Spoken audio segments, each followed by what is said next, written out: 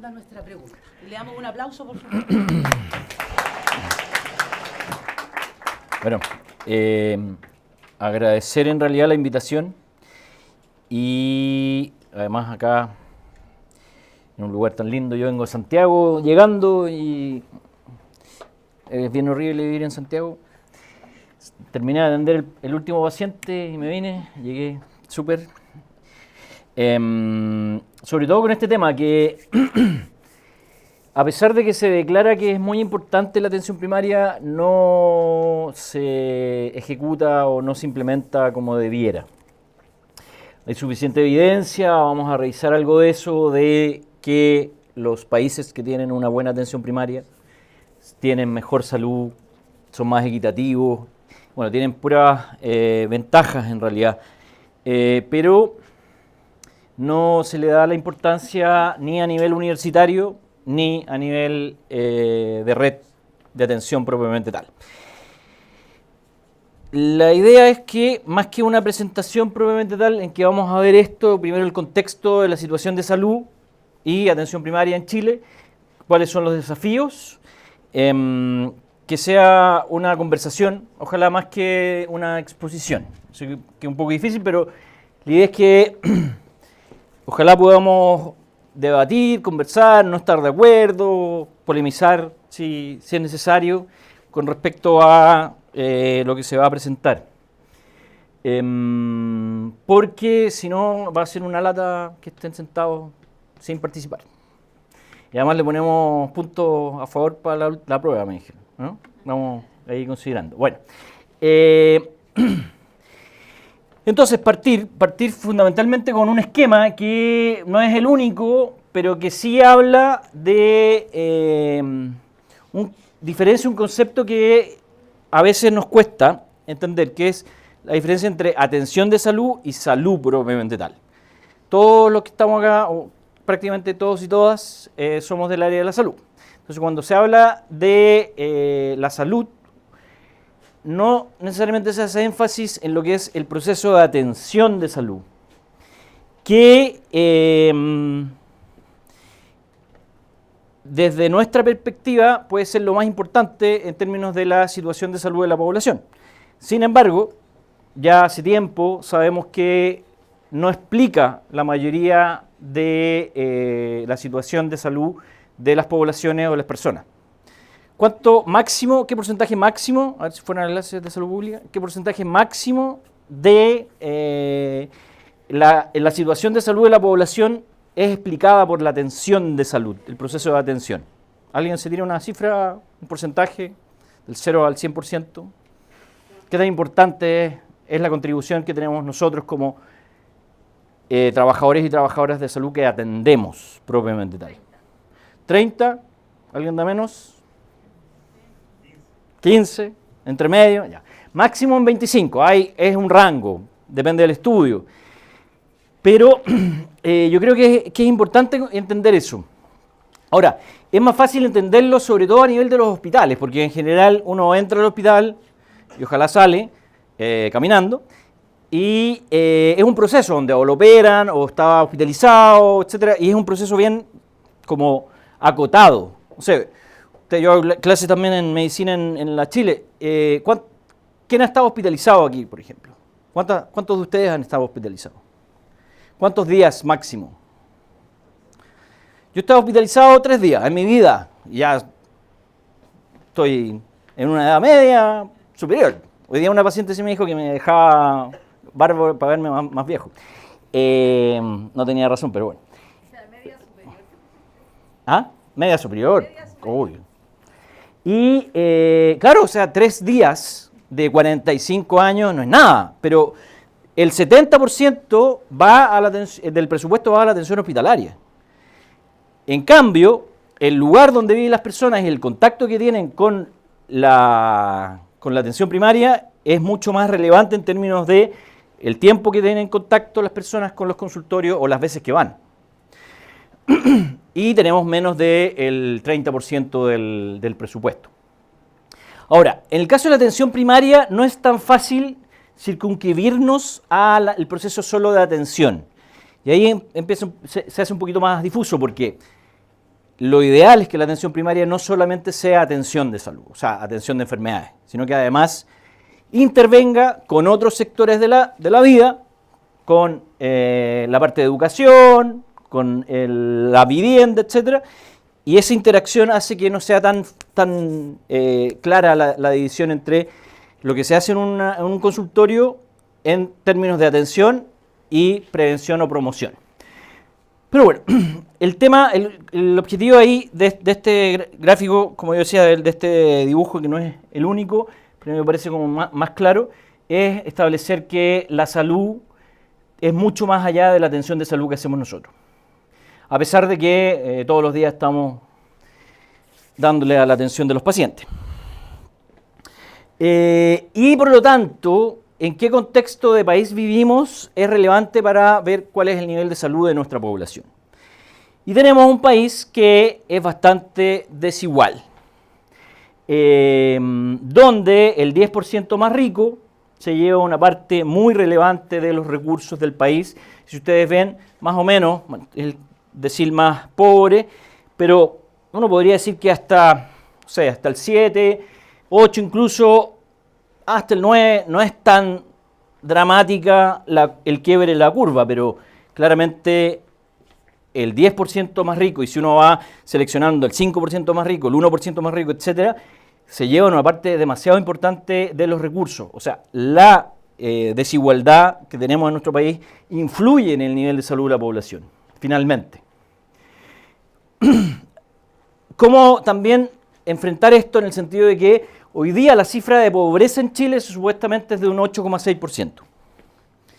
Eso se supone que es la cifra oficial. Sin embargo, si uno hace otros análisis, podría llegar incluso hasta el 30%. Entonces, un concepto es este, y el otro concepto es el de vulnerabilidad. O sea, si bien en Chile hoy día, sobre todo si nos comparamos con los países cercanos, no tenemos un nivel de pobreza muy alto, sí el riesgo de caer en pobreza de una cantidad muy importante de la población es relevante. ¿Y por qué eso lo traigo hoy día a colación? Porque son los pacientes que nosotros atendemos en los consultorios. Nosotros atendemos el 80% de la población y de ese 80%, sacando al 10 o 20% pobre, el resto está en una situación de riesgo, que si tienen alguna enfermedad importante, podría esa familia fácilmente caer en pobreza. Y eso hace que sean bien susceptibles y por lo tanto necesiten de una buena atención nuestra.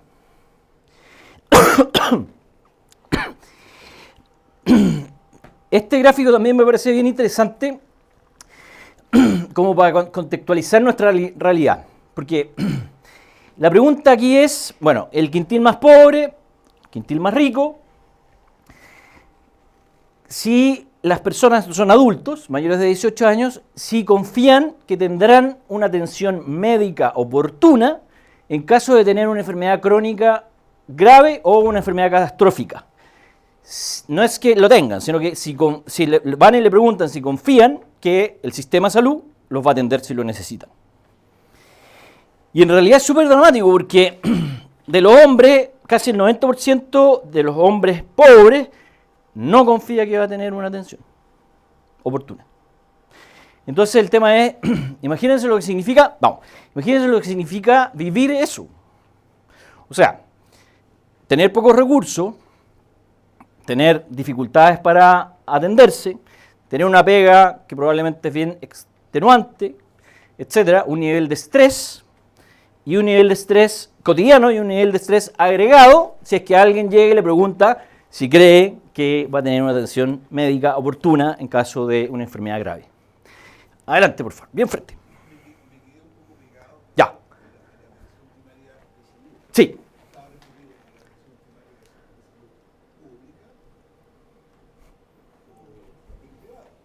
Ya. Buena pregunta. El problema es que en general, si uno fuera como a la definición de atención primaria fuerte,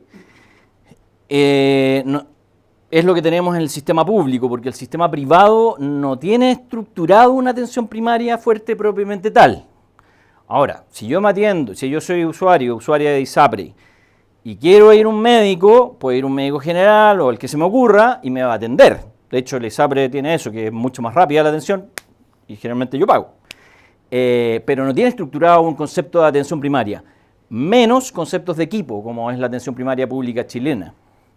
Entonces, ayer me parece que leí una noticia que decía que las ISAPRES, debido al gasto, van a empezar a prevenir enfermedades en las personas. Ayer, después de 30 años de tener ISAPRES, como que se dieron cuenta que tenían que prevenir. Entonces, ¿ah? Y debido al gasto, claro, no es porque quieran que las personas no tengan infarto, etcétera, sino que porque hay que contener el gasto, entonces hay que prevenir. Estructurado como sistema, nuestro sistema público tiene una atención primaria bien estructurada que hace de puerta de entrada, además, que es algo que los países que tienen atención primaria fuerte en general aplican. O sea, yo no puedo ir al especialista que se me ocurra en el sistema público, a menos que lo pague. Pero es un médico, en este caso un médico o médica general o de familia, el que me dice, sí, es importante que vayas, o no. Eso pasa en Inglaterra, en España, etcétera, y acá en Chile en lo público. Pero en lo privado no. Entonces, en realidad, uno podría decir que nuestro sistema privado de salud prácticamente no tiene estructurada una atención primaria. Y ahí vamos a ver las características, cómo va a llegar. Ahora, por el otro lado, los hombres que tienen lucas, cuando les preguntan si creen que van a tener atención de salud en una enfermedad grave o catastrófica, casi el 70% sí.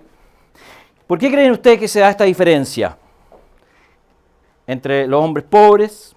Podemos hacer el ejemplo con las mujeres, pero la brecha es incluso mayor en hombres. 1 de cada 10 hombres pobres refiere que no va a tener atención y 7 de cada 10 hombres ricos en Chile dicen que van a tener atención. ¿Por qué? Porque tienen lucas, solo por eso. Entonces, eso como concepto no es un concepto de seguridad social en salud. ¿Mario Pará? ¿Habló de eso? ¿No? Digo, un poco y habló de otras cosas. ¿Ah? De desigualdad. Bueno. Y bueno, nosotros que empezamos como organización hace 15 años, no era fácil hace 15 años ni criticar un poco la desigualdad del sistema de salud, ni criticar los resultados que tenemos, porque Chile, sobre todo comparado con nuestros vecinos, tiene súper buenos resultados. O sea, tiene una mortalidad infantil de menos de 7 por 1000. Y Chile, de los documentos que hay, es que hace 100 años era el país que tenía una mortalidad infantil la mayor en el mundo. Yo creo que el mundo que reportaba mortalidad infantil. Entonces, también tenemos una expectativa de vida bien alta. De hecho, tenemos mejores indicadores que Estados Unidos, gastando mucho menos. Pero las encuestas nacionales de salud sí nos dan cuenta de un panorama que es bastante más desolador. Primero, tenemos una inequidad muy importante dentro del país. Los resultados que hay de mortalidad infantil en Vitacura puede ser 2 por 1000. En cambio, en otras comunas puede ser de 40 por 1000. Entonces, en uno estamos mejor que el mejor país europeo, prácticamente, y en el otro estamos a nivel medio-bajo de América Latina. Entonces, dentro de un mismo país hay algo que pasa ahí. Y dos, que tenemos una carga de morbilidad muy importante.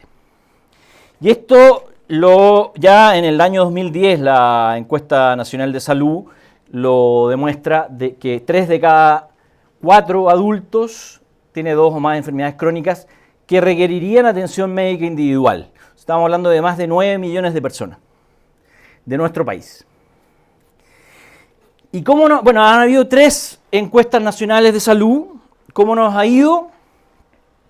En estos ámbitos que son más que nada también como de condiciones, de hábitos o enfermedades propiamente tal. En el que nos ha ido bien es en el tabaquismo. En la última encuesta del 2017 bajó la prevalencia, cosa que nadie pensaba. ¿Por qué creen ustedes que bajó la prevalencia de tabaco?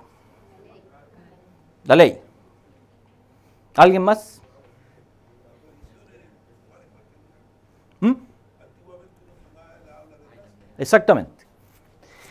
Claro, la doctora Margosini, de la Católica, que estuvo a cargo de esto, fue a la NASA el año pasado y dijo, esto sucedió, yo también decía lo mismo, por la ley, obvio, porque Uruguay demostró que la ley que se hizo más o menos a mediados de los 2000, que decía que uno en un restaurante podía estar en una parte para fumadores y otra para no fumadores, que fue un avance, no era tan efectiva, y Uruguay lo demostró, implementó lo que ahora es en Chile, que no se puede fumar definitivamente. La doctora Margosini dice, claro, lo que pasó acá es que tuvimos, entre comillas, la suerte de tener un terremoto, un gran terremoto, en la zona central más encima. Entonces se necesitaban lucas para la reconstrucción.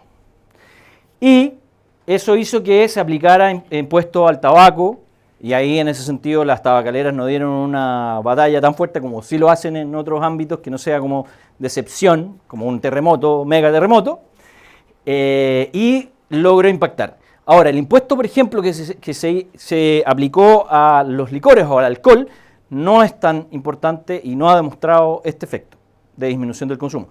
Si hubiese sido mayor, sí lo hubiese demostrado. Entonces, estamos en... pero ahí esa es una política pública.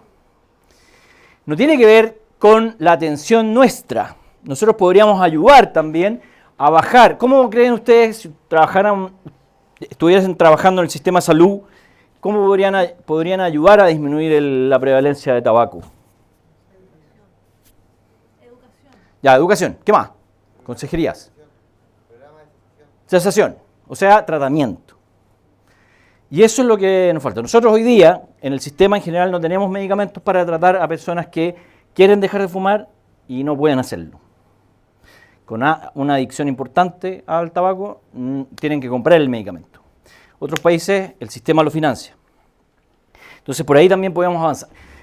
Pero en los otros ámbitos, en realidad estamos regular o peor. Y eso es importante porque la prevención que debiéramos hacer a nivel de atención primaria debiera, en teoría, impactar en alguno de estos ámbitos. Entonces nos da cuenta que algo no estamos haciendo suficientemente bien. Eso es un poco, para mí por lo menos, como yo interpreto, lo positivo de tener estos resultados como país, lo positivo dentro de lo negativo. Pero no solo eso, porque hay un tema que es bien significativo, porque si uno va y ve los diferentes factores de riesgo de enfermedades, sistemáticamente las personas del nivel educacional bajo o socioeconómico bajo tienen mucha mayor prevalencia. En el caso, por ejemplo, de hipertensión, si uno compara el nivel educacional bajo con el alto, es 3 veces más. Por lo menos lo mismo en diabetes, en obesidad, el doble.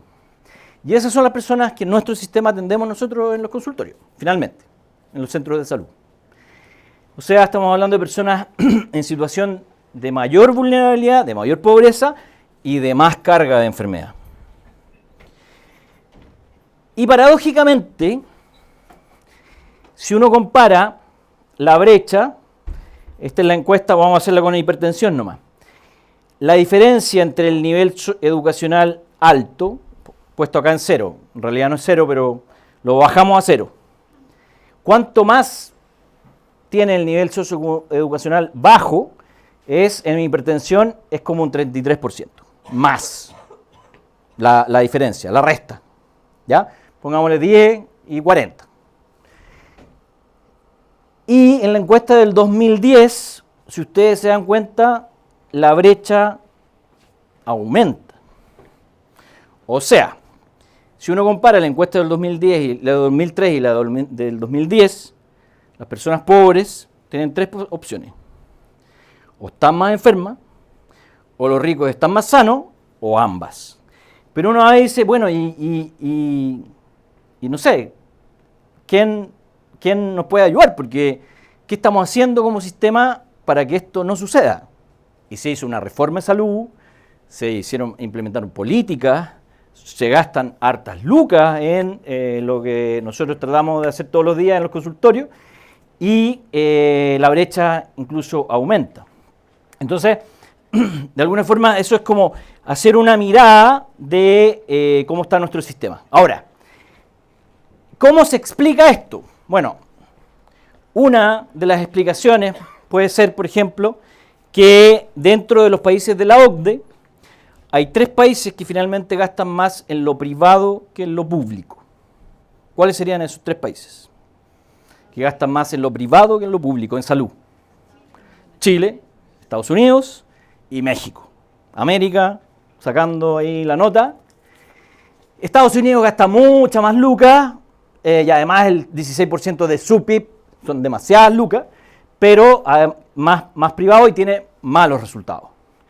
Nosotros, en este sentido, gastamos igual más en lo privado que en lo público, siendo que en esta parte deben haber 13 millones de personas y acá solo 3 millones de personas.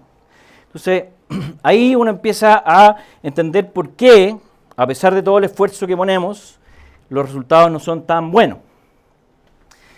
En Chile el gasto público, el PIB, el Producto Interno Bruto, en el gasto público es de 4,5% del PIB.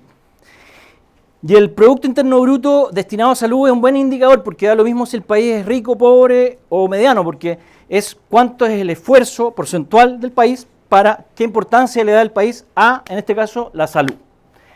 Hace años, ya como 10 años, la OMS determinó que para que un sistema público de salud fuera más o menos bueno, tenía que invertir el país por lo menos el 6% del PIB. Hace 10 años estábamos en el 3,5, hoy día estamos en el 4,5. Pero todavía nos falta mucho, y el promedio de los países de la OCDE gasta casi 7% en lo público. Entonces ahí vamos viendo que finalmente hacemos harto con lo poco que tenemos, pero lo ideal sería que efectivamente tuviésemos lo que corresponde. ¿Y quién pone las lucas finalmente para salud? Fundamentalmente el primer pagador es el gasto de bolsillo. ¿Ustedes entienden lo que es el gasto de bolsillo? ¿Qué es el gasto de bolsillo? ¿Quién puede decirlo? Un puntito para la prueba. El gasto de bolsillo es lo que pone la persona después de los descuentos que le hacen. O sea, yo trabajo, si cotizo en FONASA, cotizo el 7% de mi sueldo, justo consigue el 7%. En la ISAPRE, si yo cotizo en la ISAPRE y yo trabajo, ¿cuánto es lo que me saca la ISAPRE? Debiera ser el 7%, porque el 7% es parejo para todos. Pero ¿en cuánto creen ustedes que hoy día está el promedio de lo que le saca la ISAPRE a los trabajadores y trabajadoras? 12. O sea, han generado un 5%, casi el doble, de puro vender la pesca. No, y la UEFI por acá, y 30.000 planes, etcétera, etcétera, uno no se da ni cuenta, y sacan el 12% del sueldo. Entonces, después de pagar eso, gasto bolsillo. Efectivamente, es lo que uno tiene que pagar porque el medicamento no está en el consultorio en el hospital. Bueno, el sistema privado no paga medicamentos en general. Exámenes, etc. Ese es el gasto bolsillo. Y es similar al tema de educación, que el gasto bolsillo en educación también es el fundamental ingreso o gasto finalmente. Los hogares son los que aportan a pagar la educación y la salud en nuestro país. ¿Podemos volver un poquito ¿Al anterior? Sí. ¿Y el otro es el aporte fiscal? Claro, lo otro es el aporte fiscal, que no es menor, o sea, casi lo mismo que el gasto bolsillo, pero... que lo ponemos nosotros también. O sea, a través de los impuestos. Claro. Bueno, es que esto también lo ponen los trabajadores al final. Pero, a ver, yendo para acá. Nuevamente, la OMS refiere que el gasto de bolsillo no debiera pasar más del 15%. ¿Ya? Ideal un 10%. O sea, si uno hace este gráfico en un país que ojalá sea más equitativo y sea más, tenga mejores resultados en salud, esto no debería ser más del 15, idealmente el 10%. ¿Y por qué el gasto de bolsillo no es bueno como mecanismo de pago? Porque uno puede decir, bueno, pues sí, igual uno está interesado en estar mejor, que pague.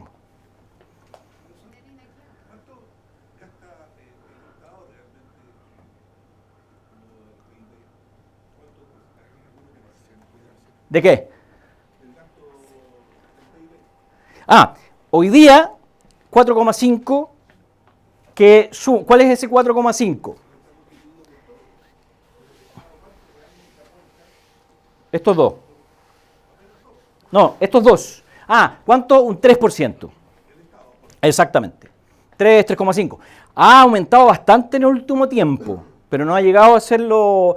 Ahí ¿cuál es la pregunta? Lo que pasa es que ahí se separa el gasto fiscal del gasto público. El gasto fiscal es el gasto de impuestos generales. Lo que directamente, a través de la ley de presupuesto, dice, bueno, gasto fiscal a través de impuestos.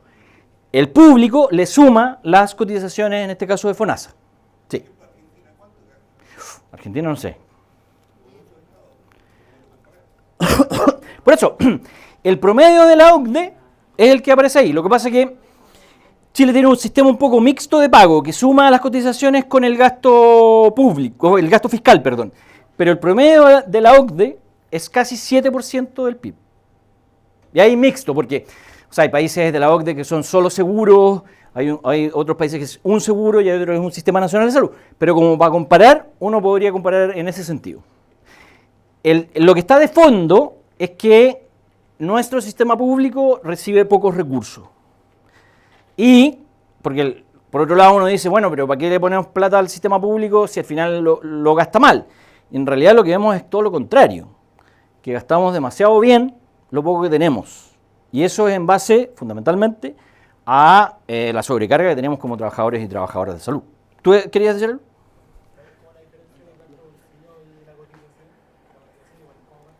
Claro, lo que pasa es que esto es lo que se pone a través de los impuestos. Esto es lo que ponen las personas que trabajan. Entonces, que trabajan en FONASA y trabajan en ISAPRE. Todo esto es de cotización, que se llama. Y el gasto bolsillo es lo que, después de que uno le sacaron el 7% del sueldo, tiene que comprar, o ir al médico y pagar el copago, o ir a pagar un medicamento a la farmacia privada, o hacerse un examen en el sistema privado, etc. Ese gasto directo es el gasto bolsillo. Sí. Sí.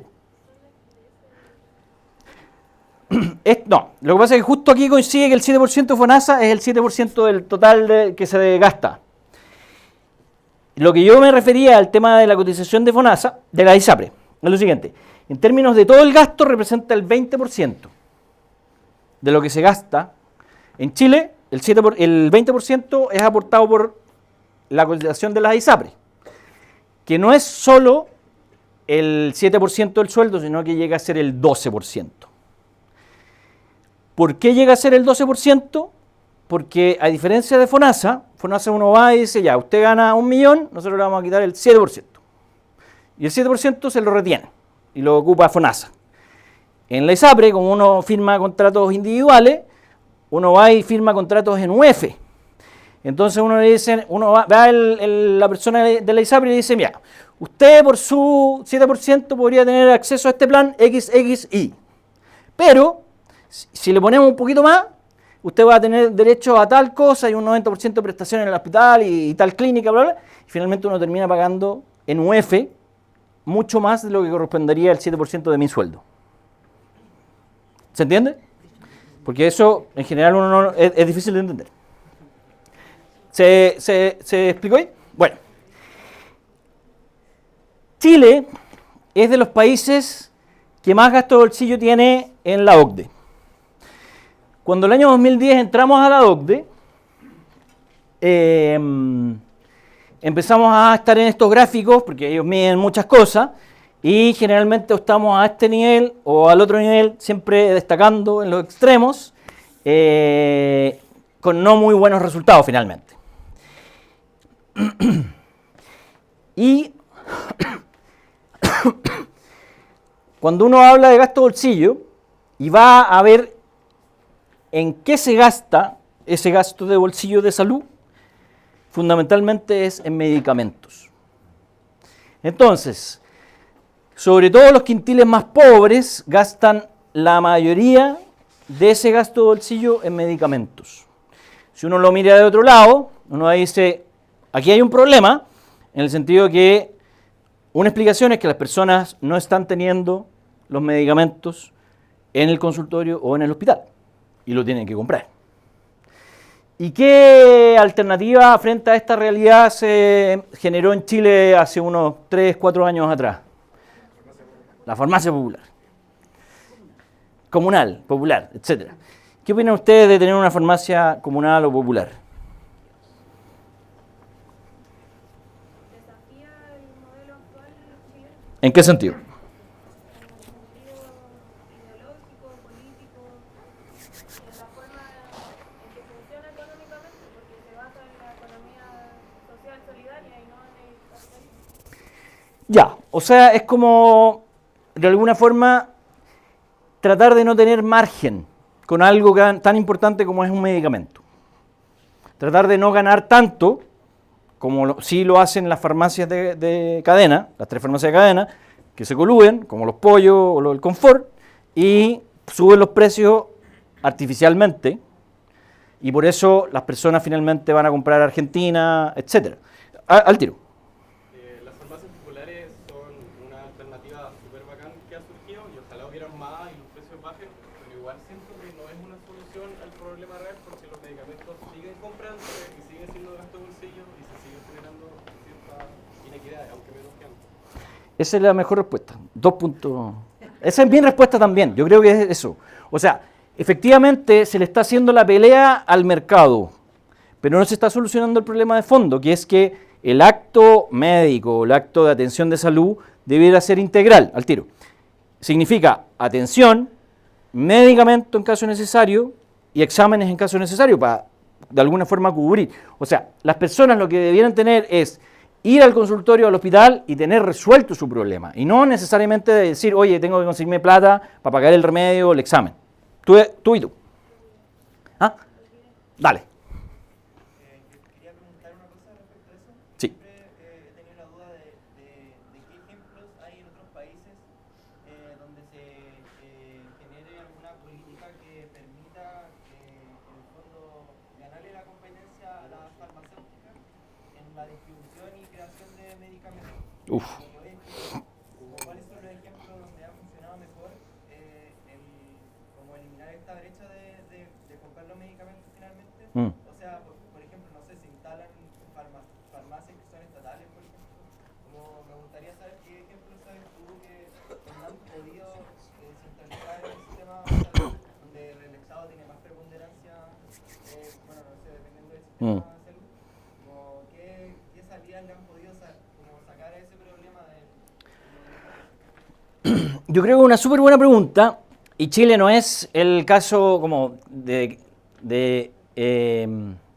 exclusivo de problema, quizás un poco más extremo, pero hay diferentes alternativas. Algunos países, por ejemplo, lo que hacen es fundamentalmente privilegiar lo genérico, o sea, sacar todo lo que tiene que ver con marketing. Ahora se está legislando en Chile esto de que los visitadores médicos no van a poder ir o ya no van a ser necesarios. Uno dice, bueno, a un visitador o visitadora médica se le paga buen sueldo y funciona. Y nosotros como médicos decimos, no, pero si a mí no me van a convencer. Si viene ya y de repente un producto, 2 productos, 3 productos, y finalmente o te invitan a una comida o a un viaje, lo que sea, y funciona. Por eso invierten en los laboratorios, no que sean buena onda y contratan gente como de buenos que son.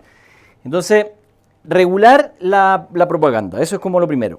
Genéricos, o sea, mientras más genéricos, de buena calidad, claramente eso va disminuyendo el mercado, porque si no, si es el mismo compuesto, pero cuesta 5 veces más porque tiene una caja azul, claramente ahí hay una brecha que no es necesaria.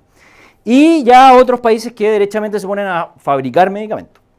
Y ahí hacen una industria, como fue el Laboratorio de Chile hace tiempo en nuestro país, y ahí le hacen la competencia a las grandes transnacionales, pero estamos hablando de que el negocio de los medicamentos es el segundo más lucrativo y obviamente tienen capacidad para comprar votos en los parlamentos y hacer una serie de cosas. Entonces, no es fácil, pero por lo menos regular el mercado y de alguna forma sacar todo lo superfluo. En Chile lo que podría ser, bueno, lo que pasa es que nosotros en la atención primaria no tenemos el problema de no indicar genérico, porque solo tenemos genéricos. Y eso de alguna forma es una buena política. Ahora, tenemos que asegurarnos ojalá que esos genéricos sean buenos, de calidad. Pero en otros países es un poco más flexible. Y ahí obviamente van con la publicidad. Entonces, fundamentalmente eso. Genérico yo creo que es una buena y producción ya más estatal. Por ahí iría. Pero a una industria súper dura de combatir. Ya. Y bueno, y esto que sería un esquema de nuestro sistema. Probablemente Chile, como Jaguar en los 90, 2000, mostraba este esquema como algo positivo. Un sistema público que gasta poco y un sistema privado para los que pueden pagar. Porque el que tiene, que pague. Hoy día en realidad esto está muy cuestionado. A nivel mundial y a nivel nacional también han habido 3 comisiones para tratar de solucionar el problema de las ISAPRES. 2 en el gobierno Piñera 1 y 1 en el gobierno de Bachelet 2. Pero no es el problema del ISAPRE, el problema es de todo el sistema. Bueno, y en eso un poco estamos. Porque la Constitución dice que uno puede elegir el sistema donde atenderse en tema de salud. ¿Y ustedes creen que se puede elegir hoy día en Chile dónde atenderse? No, los que eligen son los que están en la parte más rica de la población. La gran mayoría no elige. Y estos porcentajes probablemente son planes colectivos que la persona pisa a la ISAPRE y ya se le acabó el plan. Entonces, hay una inseguridad finalmente social importante en términos de salud. Se hace, a propósito de esto de las comisiones y para evaluar, más o menos la comparación entre las ISAPRES y FONASA en términos de la carga de enfermedad o el riesgo de enfermar. Y nos encontramos que las personas de FONASA tienen un 33% más riesgo de enfermar que las personas de ISAPRE. ¿Y por qué creen que es eso? Yo mañana me cambio a FONASA y voy a ser 33% más riesgoso. ¿Ah? Porque FONASA tiene una cantidad de adultos mayores importante. ¿Qué más? Porque tienen más carga de enfermedad. En el caso de la edad, como factor de riesgo para enfermar, claramente cuando son chicos, bien chiquititos, menos de 2 años, que es donde además la ISAPRE aquí pega un palo más o menos fuerte. Pero claro, el promedio en Chile en FONASA es 78, 75, 78%. Pero los adultos mayores, más del 90% está en FONASA. Porque, llegado a esta edad donde uno va a empezar a gastar más, la ISAPRE invita a las personas a irse después de que estuvieron durante 30, 40 años sin gastar prácticamente, y esa plata se la lleva el dueño de la ISAPRE para la casa, empieza a gastar, la persona se pone un poco más vieja y lo echan. Porque como lo echan, le suben el plan. Y eso ha sido nuestra realidad y finalmente nosotros terminamos atendiendo a las personas que eran de ISAPRE también. Y obviamente, si el sistema público está bien, pero son personas que incluso ellas mismas dicen, yo tengo hartos pacientes que dicen, yo era ISAPRE y caí aquí en el consultorio. Y nunca aporté nada. Y ahora vengo a ocupar la plata de los otros. Porque a mí me echaron del ISAPRE. O sea, en la práctica lo echan. No puede pagar.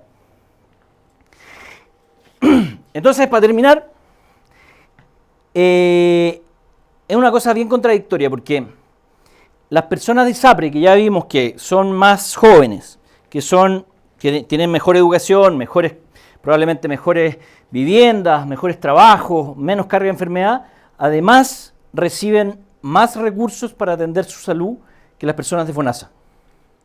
Y eso es como un contrasentido. Porque si uno por último fuera como igualitario, todos deberían recibir lo mismo. O sea, Yo como integrante de FONASA debería recibir lo mismo proporcionalmente per cápita que recibe alguien de ISAPRE. Si fuera equitativo, debería recibir más, porque voy a necesitar más. Pero en Chile es al revés. Las personas de ISAPRE reciben más lucas para atender su salud. Y ahí entonces está como un poco el no sistema. Y sucede esto, que las personas más pobres van 3 veces menos al especialista médico que las personas más ricas. Entonces a mí la pregunta es, ¿ustedes creen que las personas más ricas necesitan ir 3 veces más a los especialistas? ¿Por qué lo hacen entonces? Tienen más acceso, porque pagan. Pero el tema es que esto no es bueno, obviamente, para todo este sector de la población que no puede, pero tampoco es bueno para este sector. La tercera causa de muerte en Estados Unidos es ligada al tema médico industrial. Yo todavía no lo entiendo. Medicamentos nuevos, última generación, que no sabemos si tienen efecto adverso o no, sobre indicación de exámenes, etc. Entonces, finalmente, los países que tienen un sistema más equitativo, hasta las personas más ricas viven más y mejor. Porque uno podría entenderlo al revés. Podríamos decir, bueno, si yo soy del 10% más rico, me salvo solo y da lo mismo. Si me duele la cabeza, me hago un escáner, y etc. Pero no, finalmente es peor. Los países que tienen mejores resultados no son los que tienen este sistema en que, por último, el 10% vive mucho más. Hasta ellos viven menos, porque se someten a un riesgo que es, como yo decía, probar medicamentos de última generación que no tienen suficiente continuidad en términos de ver resultados o verse sometido a más exámenes, etc. Tú ibas a decir. ¿Cuál era el nombre de la tercera causa de muerte que le quitaba? Yo dije como complejo médico industrial. Pero finalmente tiene que ver con la atención de salud, medicamentos, exámenes y todo eso. En cambio, la diferencia en términos de atenciones de medicina general o familiar o generalista en los quintiles en Chile no es tan diferente. No hay 3 veces más o menos como sí pasa con los especialistas. Y esto tiene que ver fundamentalmente con el sistema público. Porque la cantidad de atenciones que hacemos nosotros en el sistema público es bien importante. Bueno, nuestro sistema también se ha visto disminuido en camas, en inversión. Hoy día se está invirtiendo mucho más en trasladar recursos para el sistema privado que para hacer un sistema público más robusto. Y como consecuencia tenemos que en Chile el 44% de los médicos atendemos a el 80% de la población. Y el 56% de los médicos a el otro 15, casi 20, porque ahí hay que poner también las Fuerzas Armadas y otros sistemas. ¿De quién es la culpa que suceda esto? ¿Es la culpa de los médicos que no tienen suficiente compromiso social? Porque cuando algunos de ustedes eran muy chicos, pero cuando se hizo la reforma del auge, el presidente Lago andaba en el extranjero y el colegio médico, a propósito estamos acá, el colegio médico estaba en contra del auge, por diferentes razones. Y el presidente se manda una frase que es bien, yo todavía me acuerdo, que es: los médicos en Chile en la mañana son socialistas porque van al hospital y en la tarde son capitalistas porque van a la consulta privada. Entonces, claro, uno ahí dice, incluso uno como que se siente mal, así como, claro, nosotros nos interesa ganar lucas, etc.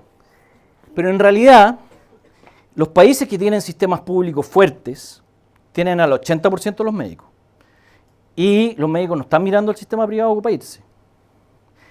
No sé si alguno de ustedes vio la película que se llama Psycho de Michael Moore, que es una crítica al sistema finalmente de mercado de salud en Estados Unidos, y entrevista a un médico en Inglaterra, en un hospital público, y dice: ¿usted qué hace en un hospital público? Bueno, yo soy médico. Debe ganar poco, ¿no? Bueno, harto. Y debe tener un auto así como de los 80. No, tengo un Audi de este año.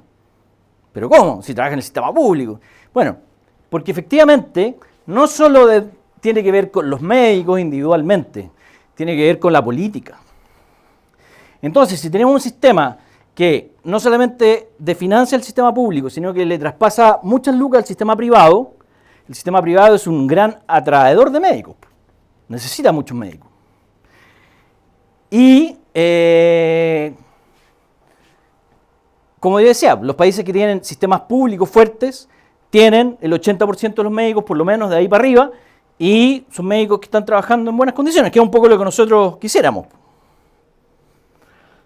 Ahora, esto se expresa en la práctica que en el sistema público hay un médico cada 920 personas y en el sistema privado un médico cada 270 personas. Eso ya en lo concreto como datos más duros. En la atención primaria, si uno compara, por ejemplo, países bastante capitalistas, Reino Unido, hace 10 años atrás, había un médico de atención primaria cada 1.700 personas. Sistema público. En España, también capitalista, con un buen sistema público, un médico cada 1.100 personas. Chile, sistema público porque el privado no tiene atención primaria, como decía. Un médico cada 5.300 personas. ¿Ustedes creen que nosotros podemos hacer mucho con 5.300 personas a cargo o es un poco difícil? Comparado, el promedio de la OCDE es un médico cada 1.250 personas. Estos datos actualizados es que hoy día en Chile hay un médico cada más o menos 3.500 personas en la atención primaria. Mejor, pero todavía insuficiente. Si uno compara la tasa de médicos especialistas de la OCDE con la nuestra, estamos más o menos bien. Pero si uno compara la tasa de médicos generalistas con el promedio de la OCDE y el resto de los países, en realidad estamos bien mal. ¿Y esto cómo repercute finalmente en la población? Esta es una encuesta que hace la Universidad Católica Silva Enríquez durante hartos años que la ha hecho, que es entrevista a personas catalogadas como pobres, comunas pobres de Santiago, personas que viven ahí, y en esta pregunta le dicen cómo califica la calidad de atención de salud que obtienen los pobres. Y si ustedes ven, a través de 10 años, las personas responden que la calidad es regular, mala o muy mala, más del 90%. Y bueno, uno lo entiende. A uno que trabaja en un consultorio, esto como que le pesa un poco, o en un hospital. Porque dice, bueno, pucha, yo le pongo todo el empeño todos los días, llego temprano, me salto el almuerzo, no voy ni al baño por atender, y más encima Pero uno lo entiende en términos de la vivencia de la persona, que va en la mañana y no tiene hora.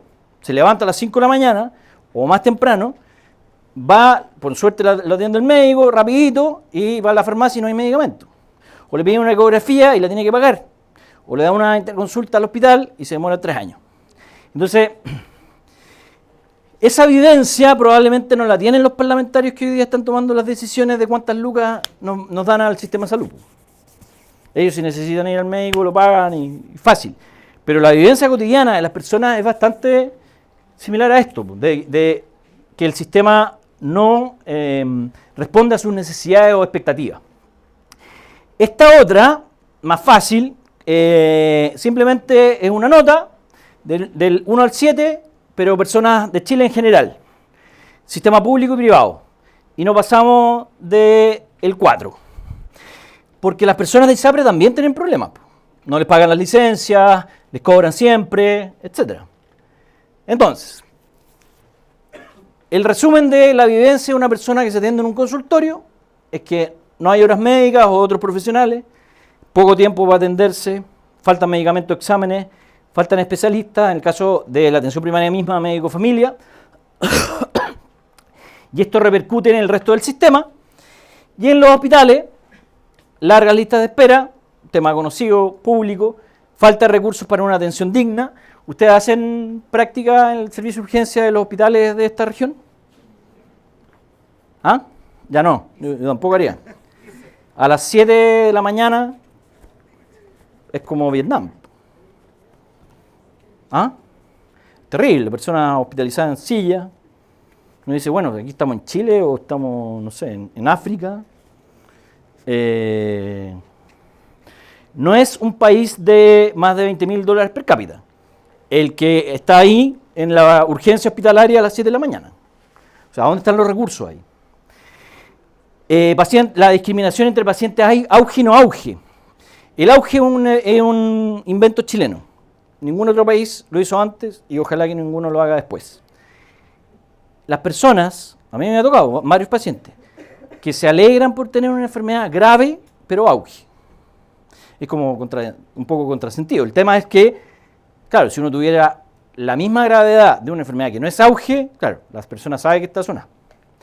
Entonces, ahí tenemos un tema. Porque la promesa del auge era que iba a haber mayor prioridad para las enfermedades auge, pero las no auge iban a seguir igual. Y en la práctica no ha pasado eso.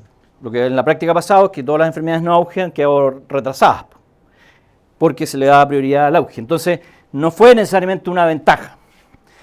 Muchas lucas para el sistema privado y los servicios de urgencia en general colapsados.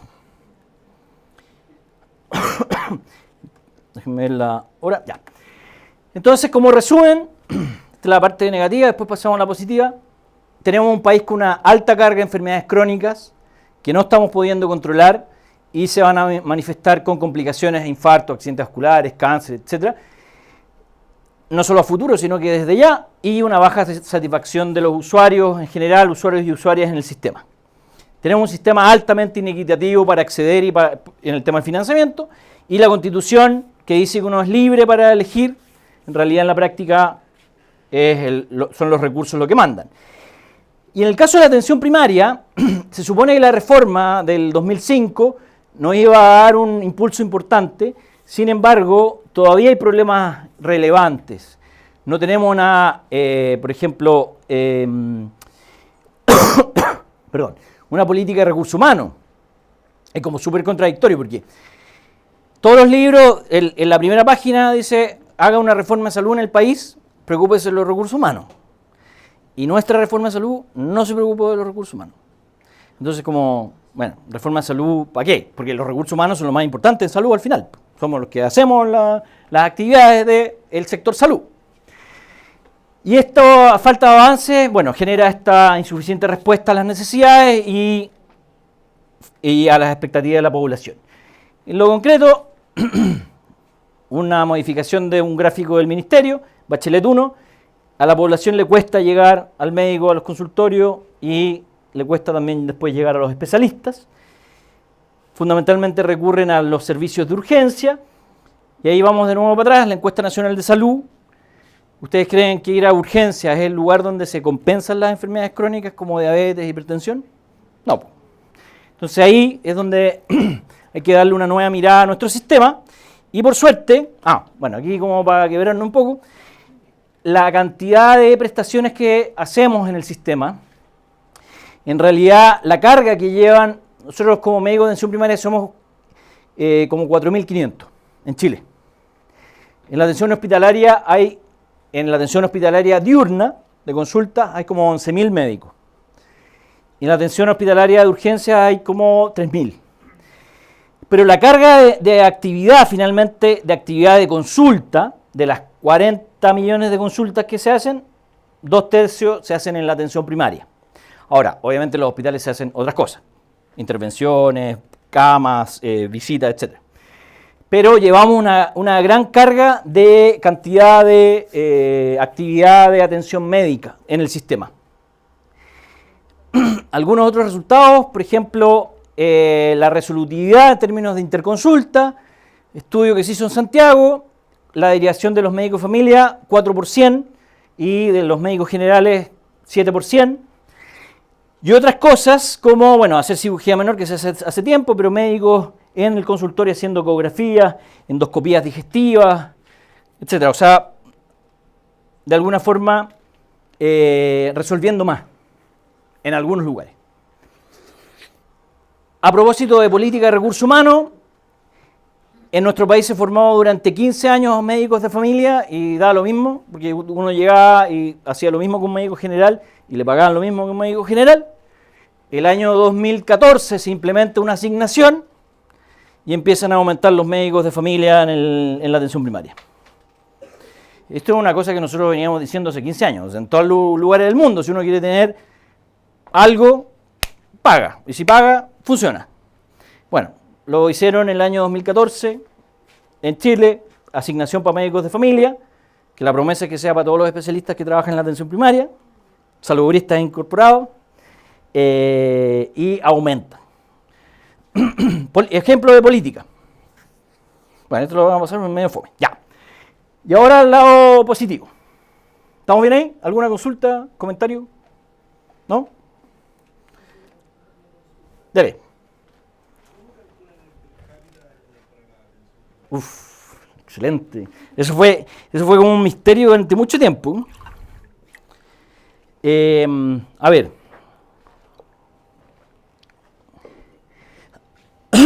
No es tan simple, porque primero lo que se hace es más o menos ver cuál supuestamente sería la carga de enfermedad de prevalencia, de hipertensión, diabetes, etcétera, etcétera, de una población promedio chilena de 10.000 personas. O sea, uno saca como 10.000 personas que sean como representantes de toda nuestra población. De los 17 millones o 18, 10.000 personas. Ahí, en términos de cuántos niños, cuántos adultos, ya. Entonces se ve cuánto sería la necesidad de atención médica, enfermera y todos los profesionales. ¿Cuál sería la necesidad de medicamentos? ¿Cuál sería la necesidad de algunos exámenes que están descritos? Y se establece una serie de prestaciones al respecto. Y hoy día, en el decreto per cápita, hay más o menos 120 actividades que se pagan, que tienen que tener un resultado también de impacto. Por ejemplo, 40% compensación de los hipertensos, 35% diabéticos y así. Entonces, en base a eso, uno ve y dice, bueno, al mes esto cuesta tanto, dividido por 10.000 en este caso, es tal. Hoy día nosotros teníamos un cálculo que no era tan alto, de hecho, esto se ha ido obviamente recalculando y la proyección era que hoy día debería ser para el per cápita de hoy día más o menos 8.000 pesos, pero en la reunión hoy día del ministerio nos dijeron que ellos estaban calculando 10.000 mensual. Y hoy día el per cápita, o sea, ¿cuánto recibe el consultorio por cada persona al mes? Son 6.300 pesos. Y hoy día debería ser por lo menos 8.000. Entonces tenemos siempre esa brecha. Y por eso tenemos déficit de recursos, etc. Pero así se calcula y se va como actualizando. Entonces, desafíos. Bueno, como yo les comentaba al principio, que la atención primaria fue una estrategia que llevó ese nombre en una convención internacional que se realizó en la ex Unión de República Socialista Soviética el año 78, 1978. Algunos no habíamos nacido en ese tiempo. Y ahí se acuñó el término, pero en realidad, no sé si ustedes han escuchado de la Conferencia Internacional de Alma-Ata. ¿Alguno? ¿Alguien no ha escuchado? ¿Todos? Ah, bien. En la Chile han escuchado menos. Pero el eslogan de esa convención en realidad era Salud para Todos del año 2000, que es como más conocido. Salud para Todos del año 2000 como una estrategia para que los países, independientes si eran ricos o pobres, tuvieran una gestión de salud que tuviera buenos resultados. Y, bueno, en ese tiempo se tomaron algunos ejemplos. Chile fue un ejemplo, tenía algo de atención primaria comunitaria, tenía consultorios, tenía equipos de salud con médicos, matronas, enfermeras, trabajadores sociales, etcétera. Los médicos descalzos, ejemplos de implementación de atención primaria que no tenían ese nombre, pero que era atención más cercana a la comunidad a nivel mundial. Y se trató de elaborar esta estrategia.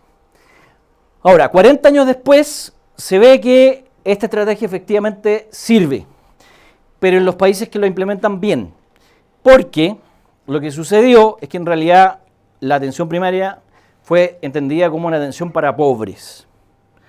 Entonces, en todos los países que se aplicó un programa básico para pobres, la atención primaria no ha tenido esos resultados. Y lo que se dice, bueno, una atención primaria para pobres es una pobre atención primaria. Entonces, a 30 y 40 años de la declaración de Alma-Ata se vuelve a mirar esto y se proponen alternativas para una buena atención primaria, que tiene que tener cobertura universal. O sea, no tiene que ser una atención primaria para pobres, paquete básico, sino que tiene que ser integral. Servicios centrados en las personas, políticas públicas de la mano también, obvio, porque no sacamos nada con hacer caminatas saludables o decirle a las personas que coman sano, si es que tenemos un McDonald's acá en la esquina y comer sano cuesta más caro que comer chatarra. O sea, hay que ser práctico. Y bueno, liderazgo para el cambio del cambio de verdad. Los países que tienen una atención primaria fuerte, las personas solucionan el 80-90% de sus problemas ahí, cerca de su casa, en el consultorio, no es necesario ir al hospital. De eso estamos hablando. ¿Pero qué es esto? Como ya decía, cobertura universal, o sea, un sistema para todos y todas, que se coordine con los otros sectores, con educación, con el municipio, cosa que no sucede en Chile, que ofrezca una gama amplia de servicios, ecografía, otros medicamentos, etcétera, que la red de salud funcione, cosa que también en nuestro país cuesta, que los médicos sean generalistas en un 40%, o sea, médicos no ultra especialistas, sino que con una mirada amplia para trabajar cerca de la población, formación en el pregrado y posgrado o postítulo centrada en atención primaria y un aumento de presupuesto. Esa es como la receta para que los países tengan buena atención primaria, este es el caso chileno, ¿no? Y pasando a nuestra realidad nos encontramos con algunos problemas, porque el 90% de nuestra atención primaria es de administración municipal. ¿Ustedes piensan que eso es bueno o malo? ¿Alguien piensa que sea bueno? Claro. Es que ese es el gran problema. Cuando se hizo la reforma y se municipalizó la atención primaria, lo primero es eso, que como los municipios, la mayoría es pobre y hay unos pocos ricos, al tiro hay una inequidad. Porque los pocos municipios ricos claramente pueden ofrecer mejores condiciones y con una inversión muy pequeña de ellos, son tremendas lucas para la mayoría de los otros municipios. Bueno, ahí tenemos un problema, pero lo fundamental, sin profundizar tanto, es que en Chile no hay una investigación seria si es bueno mantener o no la atención primaria municipalizada. Yo creo que eso, para empezar a conversar tenemos que tener eso, datos, información, y pero no se ha querido, o sea, la opción política es no investigar para no enfrentar el problema. Bueno, estudios acerca de la disponibilidad de médicos por población, cantidad de médicos por población. Estados de Estados Unidos, los programas que son públicos, los dos programas públicos, donde ven la cantidad de médicos de atención primaria por 10.000 habitantes, 4 médicos, un médico cada 2.500, por ejemplo, y más, y la esperanza de vida de los estados. Este indicador en realidad de todas maneras es como qué importancia le da ese estado a la atención primaria en términos de invertir en recursos humanos y otros. Si uno llega a este gráfico a Chile, nosotros estamos como por acá, afuera del gráfico, para este lado. Y impacta. Bueno, los estados que tienen más médicos, generalistas, tienen una baja mortalidad general, un incremento de la esperanza de vida, reducción de la mortalidad por infarto y menos mortalidad postneonatal. Ahora, los médicos generalistas de Estados Unidos generalmente son o pediatras, para los niños, niñas, son médicos internistas o médicos de familia. En Australia, es bien bonito el estudio porque el índice que ocupan se llama índice de Robin Hood. ¿Qué es lo que hacen? Ven cómo están distribuidos los médicos generales en los diferentes estados y lo que hacen ellos es como proyectar una mejor distribución. La primera conclusión es los estados que tienen menos médicos por población tienen más mortalidad. Y esos estados, esos lugares son los rurales o los más pobres de las ciudades, que como hoy, lo mismo pasa en Chile. Pero además ellos lo que hacen es cómo podríamos hacer una política de redistribución de los médicos para que esta mortalidad disminuyera. Y otros ejemplos de resultados, este no es solo de médicos, sino que es el programa de salud familiar de Brasil, que tienen equipos básicos, médico, enfermera, agente comunitario, distribuido en toda la población, como atención primaria, 24% menos de hospitalizaciones en los 10 o 15 años por lo menos que llevan de su programa. Nosotros tratamos de hacer algo a la chilena y vimos que, bueno, separamos las comunas grandes con más médicos y comunas chicas, más médicos y más población, las comunas grandes y más chicos, las comunas con menos médicos y menos población, y vimos que si uno comparaba ambos tipos de comunas, veía que las comunas que tienen más médicos tienen menos mortalidad. Perdón. Si uno pudiese hacer una especie de proyección, la diferencia hoy día en Chile está entre tener 2 o 3 médicos por 10.000. Ustedes veían que yo les comentaba que el gráfico de Estados Unidos empezaba en el 4 por 10.000 y aumentando un médico, o sea, 3 médicos por 10.000 en vez de 2, estamos hablando de un médico, en vez de un médico cada 5.000 personas, un médico cada 3.333 personas, la mortalidad baja en un 20%. Ahora, no es que llegue hoy día un médico acá y mañana baja la mortalidad en esa población, pero de alguna forma esto lo que expresa es que el acceso que puede haber a la consulta médica sí tiene algún resultado en la población. Pero no solo eso. Lo que nosotros demostramos es parecido a lo que vimos en los ejemplos anteriores. Más médicos generalistas por población, menos mortalidad infantil. Pero no es solo la cantidad de médicos, sino que tiene que ver con la estrategia de atención primaria propiamente tal. O sea, una atención primaria fuerte disminuye la mortalidad en su conjunto.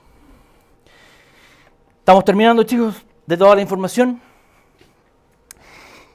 Después de 15 años, nosotros como médicos de atención primaria, médicos y médicas, hecho una serie de propuestas que han avanzado más lento de lo que nosotros quisiéramos, pero es como para cómo nosotros vemos que debiéramos avanzar para que los médicos y médicas de atención primaria pudiésemos hacer mejor nuestro trabajo.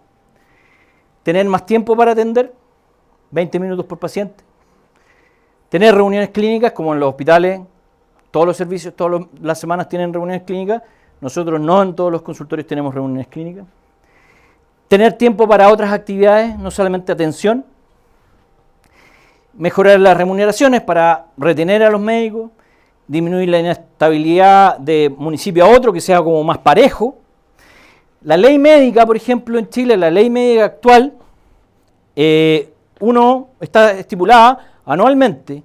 Y yo, si bien yo soy del Servicio de Salud Metropolitano Central en Santiago, si bien no gano lo mismo que otro colega que tiene la misma ley en Arica, porque él tiene asignación de zona, las demás asignaciones son iguales. Yo sé cuánto voy a ganar si me voy a Arica. En los consultorios municipales, imposible casi de saber, porque probablemente, no sé cuántas comunas tiene esta región, pero 9, el servicio. Bueno, pero la misma, 9 del servicio tienen carreras diferentes, o sea, lucas diferentes. Entonces, de ahí hay que empezar a pensar cómo hacemos algo que permita mayor estabilidad. Como yo le decía, establecer estándares. Hoy día no hay un estándar de médicos por población en Chile, en la atención primaria. Entonces uno dice, pero ¿cómo se planifica entonces? ¿A cuánto tenemos que llegar? Bueno, nosotros sí lo tenemos. Le tenemos la solución al ministerio, pero el ministerio no se matricula. Porque tenemos que poner una meta, porque si no, ¿cuántos médicos y médicas faltan en Chile para la atención primaria si no sabemos cuántos necesitamos? ¿Cuál es el estándar? Es rarísimo. O sea, cero planificación. Bueno, participar con la comunidad y permitir atención de calidad. Y puesto en cifras, o sea, no tan actuales, pero si nosotros quisiéramos llegar a un médico cada 2.000, necesitaríamos más o menos un 45%. Y si quisiéramos llegar a un médico cada 1.125 personas o 1.150, el promedio de OCDE, necesitaríamos más de la mitad, 70% incluso. O sea, lo más probable es que de aquí a unos 5 años, hace 15 años éramos 1.500 médicos en la atención primaria, hoy día somos 5.500, en 5 o 10 años más probablemente seamos 7.000. Y bueno, ojalá que así sea. Ya que hay un tema bien interesante porque nosotros decíamos, bueno, entre más pongámosle médicos nomás, y si llegamos a un médico cada 500, bueno, quizás será mejor, una atención más personalizada. O un médico cada 150, bueno, en Cuba en algún momento fue un médico cada 100 en la cuadra, o 150, no sé. Pero, pensando como en grandes números, hay algunos estudios que refieren que para que un médico o médica de atención primaria, que tiene que ver con la población en general, la frecuencia de enfermedades que se dan en la población, no debiera ser menos de un médico cada 2.000 personas. O sea, cada médico no debería tener menos de 2.000 personas a cargo, porque si no deja de ver algunas enfermedades y pierde la práctica. Y eso igual es interesante como para establecer una política. Porque entonces quizás el tema no sea bajar de un médico cada 1.000, sino que tener un médico cada 2.000, pero un equipo también que apoye. Y hay que buscar, no hay una fórmula mágica, pero hay que ir buscando. Porque, por ejemplo, yo, no sé, hace muchos años que no veo una fiebre tifoidea. y de repente se me va a pasar. Ese tipo de cosas. O hace cuánto que no vemos, no sé, pues, enfermedades de niños con, no sé, sarampión obviamente no hemos visto, pero ahora se están viendo nuevamente. Pero de enfermedades, de otras enfermedades, si uno tiene, por lo menos lo que se ha estudiado, si uno tiene menos de 2.000 personas a cargo, una población general, va perdiendo ciertas capacidades porque no ve algunas enfermedades. Bueno, en muchos lugares del mundo no hay una discusión de cuál es el especialista que debiera estar fundamentalmente en la atención primaria. En los países de la OCDE, los médicos generales o médicas generales no pueden ejercer. En general, no pueden ejercer. Tienen que ser especialistas. Generalmente las carreras son más cortas, además. Y hay algunos estudios que se han hecho en Chile a propósito del impacto de los médicos o médicas de familia. Bueno, ya les decía que hacer ecografía, endoscopías en algunos lugares, una menor tasa de interconsulta, o sea, mayor resolutividad, mayor capacidad diagnóstica, menos complicaciones de control de enfermedades crónicas, menos hospitalizaciones innecesarias y mayor satisfacción son algunas de las investigaciones incipientes que se están haciendo en nuestro país acerca de la diferencia entre médicos generales y médicos de familia. Nuevamente, el Ministerio no tiene hoy día una propuesta de qué médico o médica debiera estar en la atención primaria. No tenemos una propuesta. Si uno va al Ministerio y dice, bueno, pero ¿qué van a hacer los médicos que se están formando, como pediatras, como internistas, como ginecobstetras? ¿Son para la atención primaria o hospitalaria? Ahí vemos. ¿Cómo se relacionan los médicos de familia, los médicos generales con los otros especialistas? No hay una propuesta. Y eso es como gestión de recursos humanos. Si el Estado está invirtiendo en formar especialistas que van a ir a devolver a la atención primaria. Bueno, yo creo que esto es bien clave. En otros países los médicos de atención primaria hacen ecografía a diario si es necesario. Ecografía simple, barrido abdominal, articulaciones, tiroides. ¿Por qué? Porque una prestación que no es invasiva, que en el peor de los casos, si uno tiene duda, la daría al hospital y va a tener la misma lista de espera, pero lo positivo es que resuelve más. Y ahí viene el concepto como que el ecógrafo es como el fonendoscopio del siglo XXI. No sé si ustedes tienen formación en ecografía, porque algunas universidades ya en pregrado lo están teniendo. Y es un área que muchos otros especialistas también están abarcando. No es exclusivo hoy día de los radiólogos, ni los ginecólogos en el caso de las mujeres. ¿Qué otras cosas? Infraestructura. Y aquí hay un tema interesante porque construir un consultorio, esto quiere ser un consultorio, cuesta lucas. O sea, hay que conseguir el espacio, comodato, etcétera, etcétera, 5 años para llegar a inaugurar el consultorio, pero es bonito, justo si vienen elecciones municipales, mejor. Pero en Chile hace 10 años por lo menos hay otra alternativa que se llaman los SECOF. ¿Ustedes han escuchado los SECOF? Y ahí en realidad el modelo funciona. Como la comunidad es mucho más cercana al equipo en el SECOF. Y es mucho más barato. Y estamos dando vuelta de que en realidad deberíamos proponer que en vez de esperar 5 años, invertir una cantidad de recursos significativa para cortar la cinta del consultorio, mejor que se construyan rápidamente muchos SECOF, se pueden adecuar casas además para eso, y tenemos mucho más metros cuadrados para el sistema público, para la atención primaria. Tenemos que escribir algo de eso para proponerlo al Ministerio. Y el otro problema que deberíamos solucionar y avanzar tiene que ver con las decisiones. Se supone que con las enfermedades que tenemos hoy día, la población debe ser mucho más activa en participar y tomar decisiones. Porque si no, no se involucra. Entonces vamos y dice, bueno, entonces, ¿usted está de acuerdo con tomar estos medicamentos y de seguir estas indicaciones? No sé, pues, si usted es el doctor. Pero hoy día no, porque yo no voy a estar en su casa 24/7 viendo que usted no coma comida chatarra o en realidad se mueva un poco más, etc. Es la persona la que tiene que, de alguna forma, decidir. Y en eso estamos, de un sistema que viene de una indicación médica muy vertical y usted tiene que tomarse estos medicamentos y que finalmente nos damos cuenta que la población no hace mucho caso, a que la población sea más activa. Y para que sea más activa, tiene que tomar decisiones. Entonces es importante que los equipos se involucren con la población y vean qué pueden hacer en conjunto. Porque si no, tenemos los indicadores que tenemos. Que nosotros hacemos las actividades, pero no tenemos resultados, y la población, de alguna forma, depende de nosotros y no necesariamente sigue las indicaciones. Los trabajadores y trabajadoras de salud también tenemos que tomar más decisiones, tenemos que tener mayor poder de tomar decisiones. Y eso también hoy día es bastante limitado. En relación al tema de las actividades que hacemos en atención primaria, es interesante porque en otros países, yo les refería, en nuestro país nosotros tenemos un listado como de 120 prestaciones que están en el decreto per cápita anualmente. En otros países en realidad lo que hacen es no hacer un listado de prestaciones, simplemente van y dicen qué es lo que no se puede hacer. O sea, en la atención primaria usted no se va a operar de una enfermedad grave, no se va a atender probablemente la cirugía plástica, etcétera, etcétera. Pero todo lo demás que tenga que ver con salud, atención de salud, lo debiera poder hacer en la atención primaria.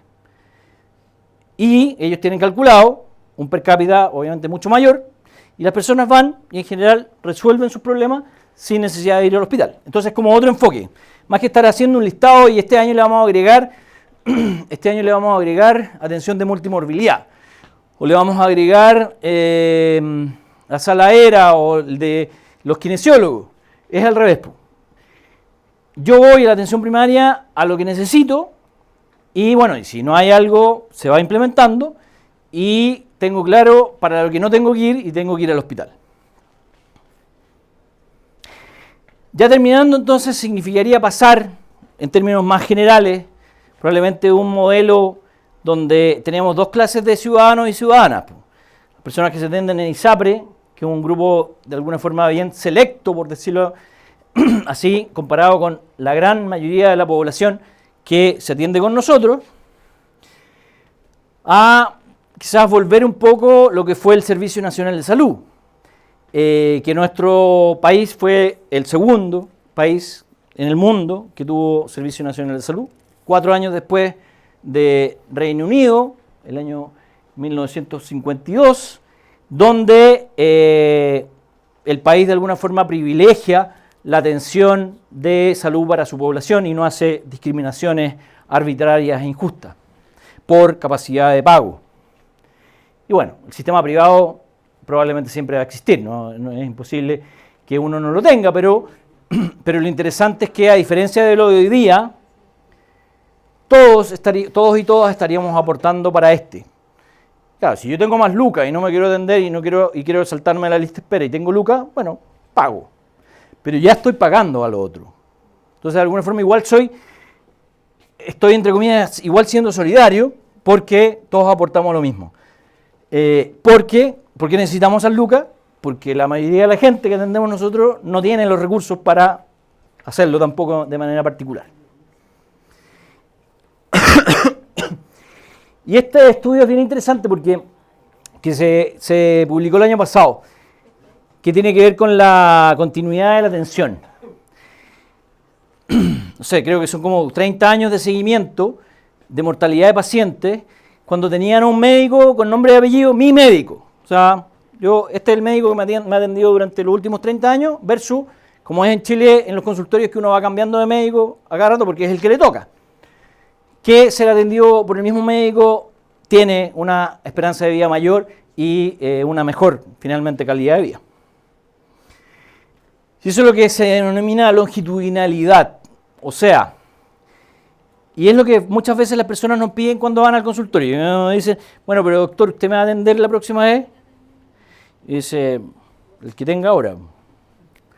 Bueno, y le digo también que atendió una paciente de 95 años y su hija me regaló unas cositas hoy día. Hace mucho tiempo que no me regalaban algo en el consultorio. Pero es eso, finalmente, el vínculo.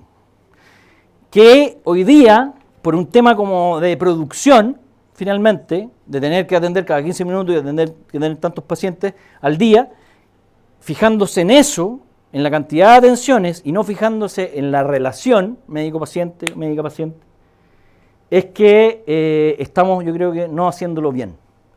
Claro, desde el punto de vista del administrador, él lo que necesita son números de atenciones. Pero si seguimos con esa lógica, probablemente la próxima encuesta nacional de salud va a tener los mismos resultados. No muy buenos. Porque yo creo que la lógica es cambiar un poco y decir, bueno, ¿qué privilegiamos? Para mí, por lo menos, la longitudinalidad, o sea, la relación. Esto de llegar a conocer a la persona, que la persona confíe en nosotros y que de alguna forma podamos negociar y poner expectativas que sean reales. Y si la persona no se quiere tomar los medicamentos, bueno, que sepa qué le va a pasar si no se toma los medicamentos. Pero ese tipo de cosas que son como bien básicas, creo que es un terreno de lucha que tenemos hoy día en la atención primaria para finalmente poder tener los pacientes y las pacientes mejores resultados y nosotros mayor satisfacción. Entonces, yo creo que algo que estamos ahí dándole vuelta en la agrupación tiene que ver con eso, con algo tan como lógico, que es la relación médico-paciente, que es como de las cosas básicas, de alguna forma ha sido como ultrajada y se privilegia la cantidad y no la calidad. Con eso yo creo que termino.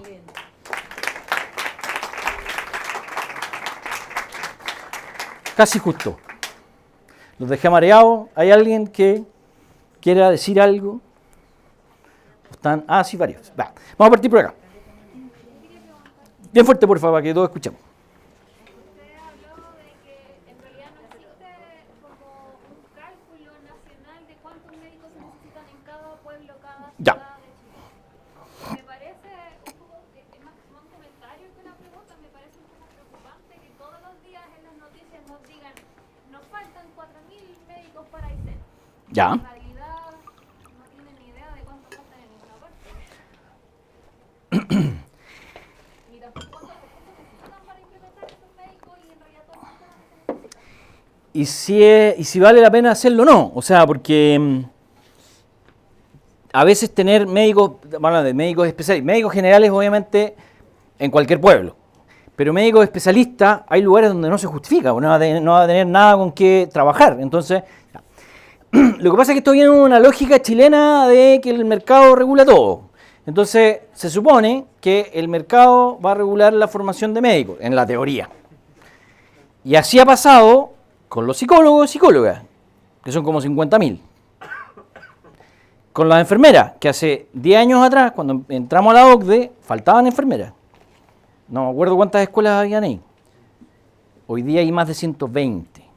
Y van a empezar a sobrar las enfermeras. Claro, cuando uno no establece, de alguna forma, no planifica, deja que supuestamente el mercado mágicamente regule. Entonces, ¿por qué el ministerio no planifica? ¿Por qué el Estado, por qué los gobiernos no planifican? Porque le da libertad a que la formación universitaria sea libre, el que tiene lucas hace una universidad y forma lo que quiere, porque no está estudiada la necesidad. En Europa, la necesidad está súper estudiada y los cupos son tales. Y si en algún momento se hace un estudio que se necesita más, se abren más. En Chile no. Mañana puede abrir una facultad acá al lado y bueno, se necesitan médicos acá. ¿Y cuáles médicos también? Porque ya uno puede decir, bueno, sí, necesitamos médicos generales, pero una nueva facultad X, ¿va a formar médicos generales o va a formar lo que se le ocurra? Entonces, lo que quiero llegar es que detrás de la no planificación está esto otro de dejar hacer. Y por suerte, o sea, de alguna forma, igual el Colegio Médico y las universidades han logrado, hasta cierto punto, controlar hacer facultades porque sí. Perdón.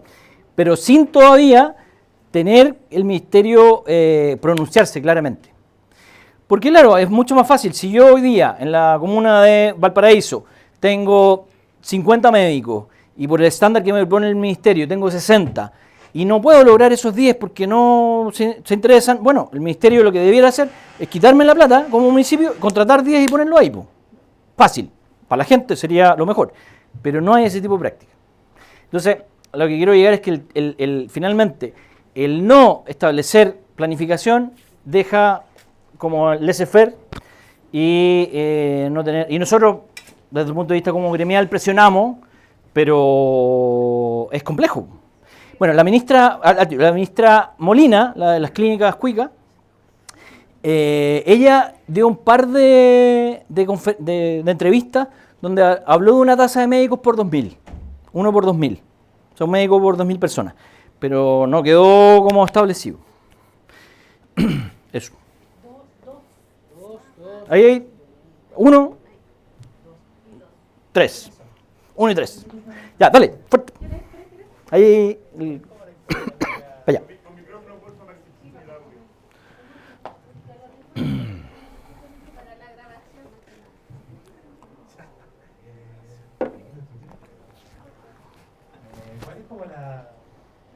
Muy bien. ¿Cuál es como la importancia en sí del médico en la salud en sí? Onda, como que hemos hablado mucho de tantos médicos cada tanto porcentaje de población, 40% de salud pública, pero ¿cuál es la importancia de los otros profesionales también cuando están en la salud pública?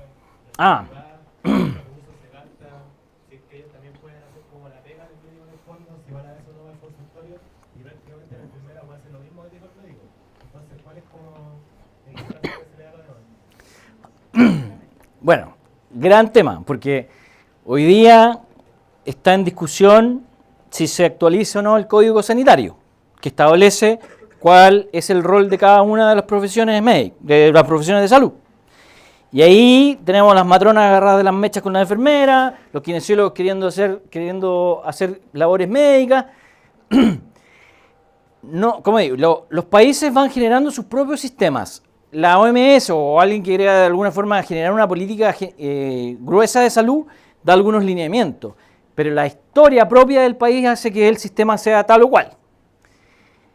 Chile se caracteriza por tener equipos de atención primaria muy grandes, que en realidad casi en ninguna parte del mundo existen. Los equipos de atención primaria en otros lugares son fundamentalmente médicos, enfermeras, en algunos lugares matrona, si es que, matrona, técnicos paramédicos, y el resto es como anexo, como complementario. Si yo tengo un problema de salud mental, equipo de salud mental comunitario, etc. Y no está estudiado si es que nuestro sistema es mejor que lo otro. No está estudiado. De hecho, mi tesis es que probablemente podríamos hacer más con equipos más chicos, que tengan más médicos, que tantos profesionales. Ahora, alternativas tenemos que, primero hay que investigar, porque hoy día, por ejemplo, la cantidad de profesionales que hay es un lujo de todas maneras. O sea, que las personas en un consultorio tengan psicólogos, fonoaudiólogos, terapeuta ocupacional, kinesiólogos, etcétera, es un lujo para el sistema público. Ahora, ¿esos recursos se están ocupando bien? Yo tengo la duda. Nutricionistas, por ejemplo. La cantidad de personas que no van a la nutricionista porque las va a retar es impresionante. Las personas que no van al psicólogo a su control porque no le encuentran sentido, el psicólogo o la psicóloga, también es importante. Entonces, no hay una mirada de cómo ocupar mejor los recursos. Nosotros como médicos y médicas estamos sonados, porque uno pisa el consultorio y tenés que trabajar de ahí hasta que salgas. No hay otra. Pero el resto de los profesionales no necesariamente tienen un rol hoy día que sea el más adecuado. En el caso de los psicólogos, por ejemplo, podría ser psicólogos que trabajen más en la comunidad, una psicología más comunitaria que tratar de hacer terapia individual. Y hay algunas escuelas que están formando psicólogos comunitarios, que me parece mucho más interesante, más desafiante también, y probablemente podría tener más impacto. Pero eso hoy día, en este escenario donde no hay política de recursos humanos, no está definido. Entonces es un tema que cada gremio va peleando. Si uno ve la historia, hoy día, por ejemplo, yo siempre miro harto a España como sistema, además de porque hablan el mismo idioma, porque un sistema, se basa el sistema español hoy día, el sistema único, el sistema nacional de salud se basó en el chileno, entonces nos copiaron hartas cosas. Ellos recién están incorporando los psicólogos. En Chile se incorporaron hace como 15 o 20 años. Y si uno va un poco y lee por qué se incorporaron los psicólogos en la atención primaria chilena, ¿ustedes saben por qué? Una de las causas fue presión gremial. O sea, había tantas escuelas de psicología y tantos psicólogos egresando que no tenían pega, que no encontraron nada mejor que llevarlos a la atención primaria. Yo creo que es un aporte, pero como política pública, a mí me da vergüenza leer que un profesional se incorpora porque no tenía otro lugar donde trabajar. Y hasta hoy día no tiene un perfil definido de cuál es la mejor forma de ocupar sus horas. Y así se hace la política en Chile. Y nosotros tenemos concursos de especialidades para médicos que trabajan en la atención primaria, no porque el ministerio se le ocurrió. Por las movilizaciones del 2007, presión gremial. Tenemos, ustedes si van a trabajar en un consultorio, después van a poder hacer una especialidad por los ya más viejos que nosotros estuvimos ahí dando la pelea. Y claro, es bueno, pero es poco serio para un país que quiere ser de la OCDE, que finalmente las leyes se vayan modificando dependiendo de los paros o las movilizaciones de los funcionarios. Pero así funciona nuestro país todavía. Realmente tan importante el rol del médico porque igual como que se le ponen unas cartas prácticamente, pero igual trabajos que O sea, mira, lo que pasa es que, como digo, en la historia chilena, en otros países, por ejemplo, tener una matrona es impensable. Es el médico... ¿Ah? No existen, claro, es impensable. En ese país va una matrona y dice, oye, yo quiero hacer lo que hago en Chile, imposible. Porque, claro, o la enfermera hace algunas acciones, o los médicos de familia, o los médicos ginecólogos hacen eso. Entonces, claro, en Chile, hace 50 años, habían pocos médicos en la atención primaria y las matronas hacen su trabajo de lujo. Y ese nicho probablemente nadie se los va a quitar. Pero tiene mucho que ver con la historia. Ahora, si ustedes me preguntan, ¿qué pasaría hoy día si en vez de tener cinco kinesiólogos tenemos 3 en mi consultorio? No sé qué pasaría. O si tenemos en vez de 5 psicólogos nos bajan a 3, no tengo idea. Pero si de 5 médicos nos bajan a 3, vamos a tener problemas. Lo mismo con las enfermeras y las matronas. Entonces, es un área que todavía no está bien definida. Y que no es solamente en la atención primaria, ¿eh? O sea, esta pelea enfermera-matrona, etcétera, es a nivel país. En el ámbito privado, público, atención primaria y hospital. Así que estamos empezando a definir cuáles son los roles. Y obviamente la idea es que funcionemos mejor, que cada uno tenga más claro qué es lo que tiene que hacer, nos complementemos y podamos de alguna forma tener una mejor, atención a la población. Pero es un área que se va a definir luego. Esperamos, allá. Si quieren juntas las dos preguntas y terminamos. Para no... Yes. Hay un asado afuera, me dijeron...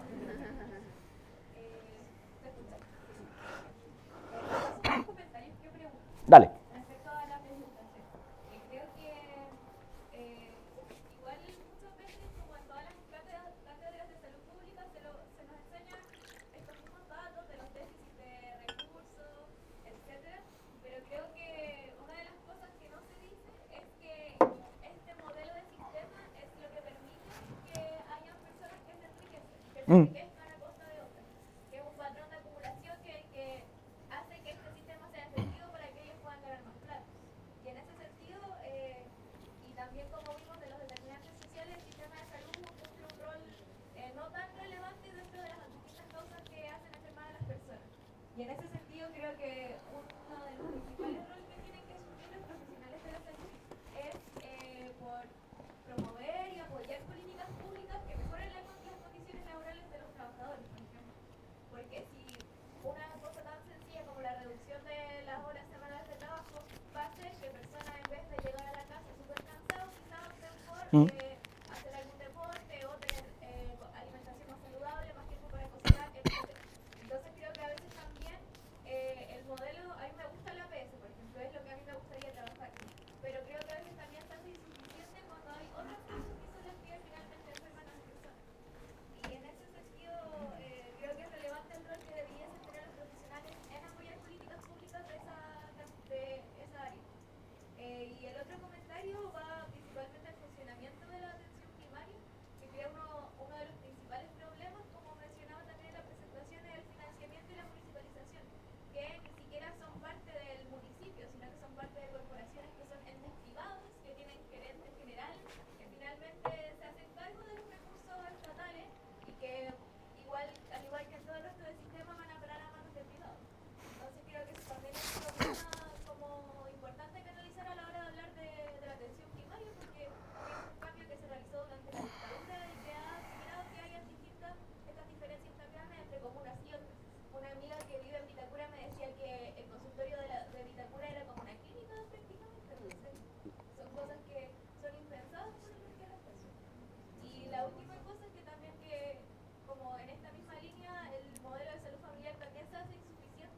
Mm. responde a las distintas causas que hacen este mal. O sea, yo te pongo un 7. De ahí no tienes que ir más a las charlas. Creo que la síntesis es muy buena. Y la relevancia, igual para no perder el hilo, la relevancia es que nosotros podemos ser, en vez de promotores de salud, promotores de enfermedad. Y podemos, por ejemplo, estar medicalizando problemas sociales. Y llega una persona que está sensible porque trabaja 15 horas o 10 horas y tiene problemas en la casa, etcétera, y nosotros le ponemos depresión, antidepresivo, que duerma con ansiolítico, la hacemos dependiente. Claro, la persona está con menos síntomas, pero en realidad, en muchos lugares, esta crítica es para los profesionales de salud en general, finalmente, en el día a día, nos perdemos de cuál es nuestro objetivo. Y de repente por precariedades del sistema, además, finalmente terminamos, como yo decía, en vez de promover salud, promoviendo más enfermedad. Y hay que tener, sí, tampoco nos pueden pedir a nosotros, como sector salud o como funcionarios nomás, que mejoremos la situación de salud de la población, que disminuya la tasa de obesidad, etcétera, si en realidad es el país que está en un consumo, en una hiper propaganda de comida chatarra, en poco tiempo para hacer deporte, etcétera. Nosotros hacemos lo que pasemos. Ahora, cada uno, yo creo, y ahí un poco también el rol del colegio médico y otras organizaciones, de ir un poco más allá, al tema más político, de la política de salud, de llegar y hacer un cuestionamiento como el que estás diciendo tú. O sea, yo cuando voy al consultorio hago mi pega, atiendo lo mejor posible, pero trato de no medicalizar cuando es necesario, trato de no medicalizar problemas sociales, que ya es difícil, porque si no medicalizo el problema social, ¿qué hago? Me pongo a llorar con la persona. O sea, ¿me entiendes? No es tan fácil, pero eso de tener, ojalá, no meterse a la maquinita de dar medicamentos y atender rápido, sino que de la relación, creo que es algo que tenemos que cuestionar. Y yo concuerdo absolutamente contigo, siendo médico de familia, que el modelo hoy día queda corto. Sí. Así que gracias por tu comentario. Yo quería decir algo súper corto, un comentario respecto a, siguiendo el hilo de un comentario de la compañera que hay muchos, están egresando muchos médicos y médicas, respecto a lo que está pasando con los cursos de especialización que están habilitados actualmente para especializarse. Y es un tema que es como más que nada enfocado a los cupos que hay para contratos de planta en los hospitales, que actualmente prácticamente se pelean bastante entre los profesionales que quieren seguir trabajando en el sistema público. Por lo tanto, sucede que, por ejemplo, es distinta la lógica que se tiene cuando hay médicos que hacen cursos de médico general de zona y luego se especializan, y otros cuando regresan y se especializan al tiro. Hay una diferencia entre qué tan asegurado está el profesional a fin de cuentas de que pueda seguir trabajando y que tenga un contrato asegurado en el establecimiento, en el sistema de salud. Entonces pasa mucho que dependiendo también del curso de especialización que se tome, como si efectivamente permanece o no trabajando en el sistema público, porque si a uno no le aseguran que uno va a seguir trabajando en el servicio de salud, claramente van a terminar migrando al sistema privado. Entonces, mi pregunta o mi inquietud, comentario, apunta hacia que si siguen egresando más y hay una mayor oferta de médicos, efectivamente en algún momento va a pasar que no se van a poder contratar más, pero no van a haber más cupos en el sistema público. Entonces, quería preguntarte como cuál sería como lo que a qué hay que apuntar, o sea, a abrir más cupos, que haya más posibilidad de hacer más contratos de planta y asegurar a que las personas trabajen en el sistema. Pero hasta qué punto habría que limitar eso para que, como decías tú, no haya una falta de planificación y que haya una chorrera de profesionales que no tengan pega. Gran pregunta. Lo que pasa es que al final yo creo que tiene que ir un poco más atrás y decir, bueno, ¿cuál es la forma de atención de salud que quieren las personas que viven en nuestro país? ¿Quieren pagar siempre? ¿Quieren que haya diferencia y unos seguir teniendo ISAPRES y otro FONASA? ¿Quieren que FONASA siga desfinanciado? O sea, para poder responder eso, primero yo creo que hay que ver si las decisiones se van a seguir tomando, por ejemplo, en el Parlamento entre unos pocos, que sobre todo son los que no se atienden en el sistema público, donde se atiende el 80% de la población, o va a haber un cambio de eso? Porque ahí al final depende de quién lo diga, porque a mí, de acuerdo a mi visión de vida, yo creo que deberíamos tener un sistema único, público, universal. Y ahí sí que faltan médicos. ¿Me entiendes? Pero si en cambio seguimos con el sistema así, yo creo que la atención primaria, o sea, si seguimos más o menos como estamos ahora, yo creo que la atención primaria cada vez va a tener más médicos, por una cosa como lógica, porque faltan. Pero a nivel hospitalario no necesariamente. Y ahí también va a depender de algunos cambios demográficos, porque los partos hace poco habían bajado de manera significativa, entonces uno podría decir, bueno, ya no están necesitando muchos ginecólogos en los hospitales. Pero bueno, ahora con la inmigración hay más partos, entonces tiene que ver un poco con esa dinámica. Hoy día en Chile yo creo que no estamos en el nivel de saturación de, entre comillas, el mercado médico. Creo que es probable que seamos casi la única profesión que egresamos y tenemos trabajo, que ya es harto. Y en el sistema público bien remunerado. Por lo menos yo considero, sobre todo considerando el sueldo mínimo y la distribución de recursos, o sea, una persona que hoy día quiere trabajar en el sistema público, como médico o médica, lo puede hacer y bien, y estar 44 horas, y si no tiene lujo, no quiere lujo, irse tranquilo para la casa. Y eso me parece bien y que por lo menos hay que mantenerlo.